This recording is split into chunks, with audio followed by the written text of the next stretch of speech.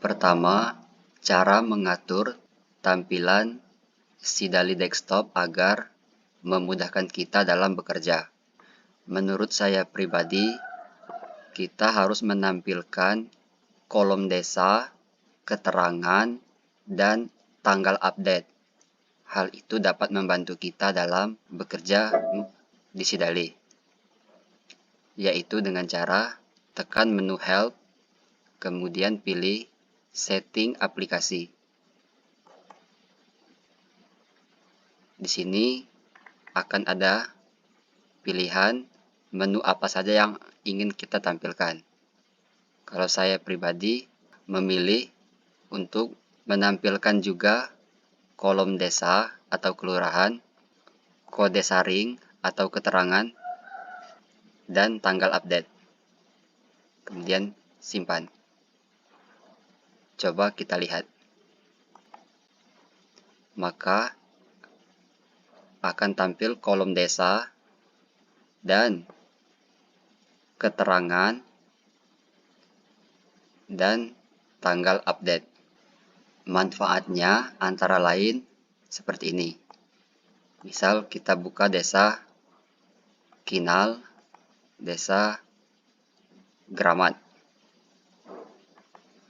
Nah, di sini akan langsung menampilkan atas nama itu berketerangan apa. Di sini langsung kelihatan. Berketerangan 8, 2, 8, dan sebagainya. Dan juga langsung menampilkan tanggal update-nya. Dan jika kita ingin yang paling terupdate di paling atas, kita bisa menekan kolom update. Ketika kita tekan satu kali, dia akan dari yang terdahulu. Ditekan sekali lagi, maka dia akan yang terakhir kita kerjakan. Di sini dapat kita lihat atas nama Morten ini kita update pada tanggal 2 bulan 5 dengan keterangan 4. Begitupun kalau kita mengklik keterangan, maka dia akan berurut. Kita klik satu kali, dia mulai dari yang terkecil. Ditekan lagi, dia dari keterangan U. Kedua, cara melihat rekap. Kita bisa langsung menekan menu rekap. Maka akan tampil rekap pemilih aktif yang terupdate. Kemudian, kita juga bisa melihat rekap lainnya, seperti rekap pemilih baru. Maka akan muncul jumlah rekap pemilih baru mulai dari tahap coklat hingga sekarang. Jika kita ingin melihat rekap pemilih baru pada tahap DPS HP, maka bisa menekan menu filter, kemudian pilih tahapan DPS HP. Tekan filter. Maka akan muncul rekap pemilih baru pada tahap DPS HP. Begitupun jika kita ingin melihat rekap pemilih ubah pada tahap DPS HP. Tekan menu ubah. Maka akan muncul rekapnya. Namun, untuk melihat status perekaman KTPL dan disabilitas, itu harus kita riset terlebih dahulu rekapnya. Misal kita ingin melihat rekap sebaran disabilitas. Maka yang muncul hanya pemilih yang baru saja kita unggah pada tahap DPS HP. Tapi kalau ingin melihat sebaran disabilitas secara keseluruhan pemilih aktif, kita harus meriset terlebih dahulu. Reset rekap. Maka akan muncul rekap pemilih disabilitas pemilih aktif.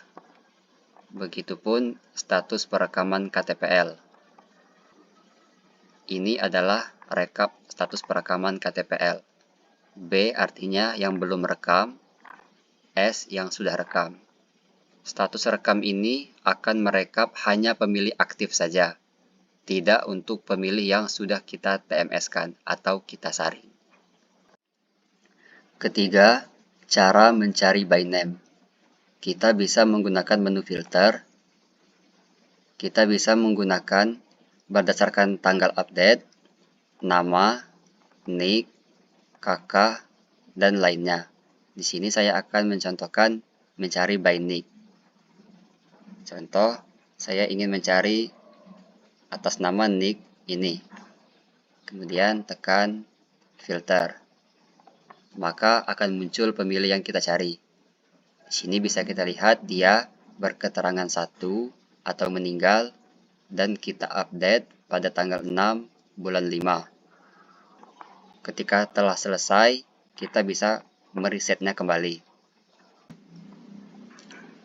Kita juga bisa memfilter by name yang ingin kita cari.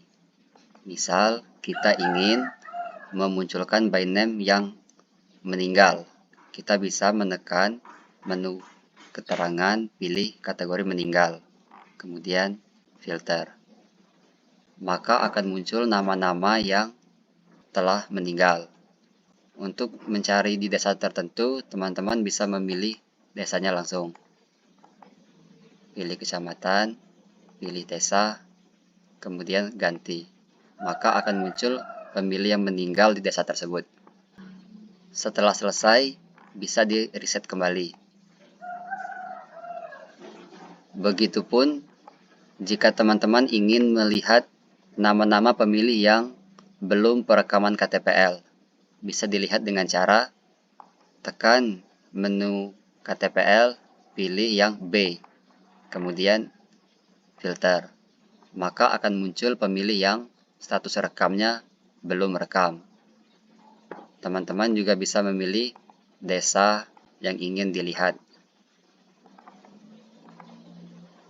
Intinya, teman-teman bisa menggunakan menu-menu ini untuk memfilter nama-nama yang ingin ditampilkan. Bisa dengan berdasarkan keterangan, kelamin, status kawin, status disabilitas, ataupun KTPL. Terakhir, cara mendownload by name.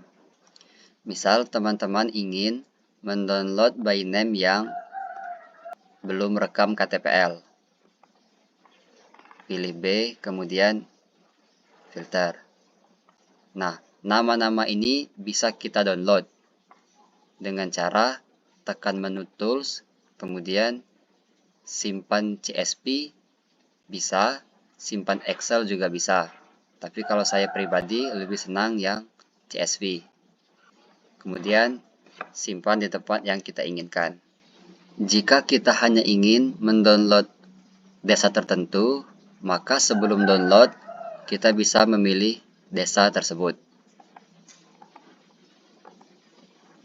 Kemudian download CSV-nya, maka akan terdownload hanya desa yang kita pilih.